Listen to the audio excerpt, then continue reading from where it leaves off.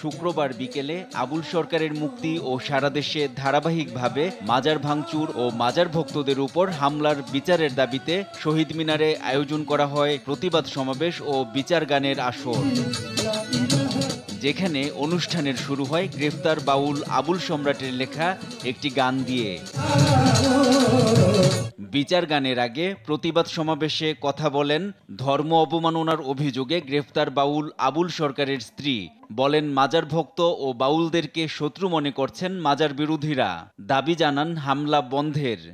আল্লাহর ওলিদের সম্মান গুণগান এবং প্রচার করে থাকি, আর যারা নাকি গান বাজনা মাজারকে পছন্দ করে না তাদের শত্রু এবং বিদ্বেষমূলক আচরণ, এই জন্যই আমরা তাদের চোখে পড়ে গেছি। যেখানে সেখানে বাউল দেখলে আঘাত করে, আর এখন স্লোগান চলতেছে একটা বাউল ধরে ধরে জবাই করে। প্রতিবাদ সমাবেশে কথা বলেন লেখক ফরহাদ মজহার। জানান, নির্বাচনকে সামনে রেখে বাউল ইস্যুকে কেন্দ্র করে একটি গোষ্ঠী ফায়দা লুটতে চাচ্ছে।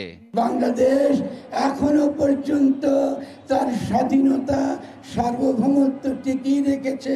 সীমান্তের ওপাশে এই দেশটাকে দখল করবার জন্য তৈরি হয়ে রয়েছে। আমরা আপনাদেরকে চিনি কাদের পক্ষে আপনারা কাজ করছেন। ফলে এই দেশকে বিদেশিদের হাতে তুলে দেবেন না।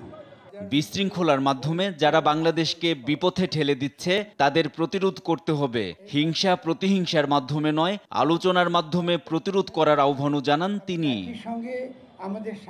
NI নাহিদ, দেশ টিভি, ঢাকা।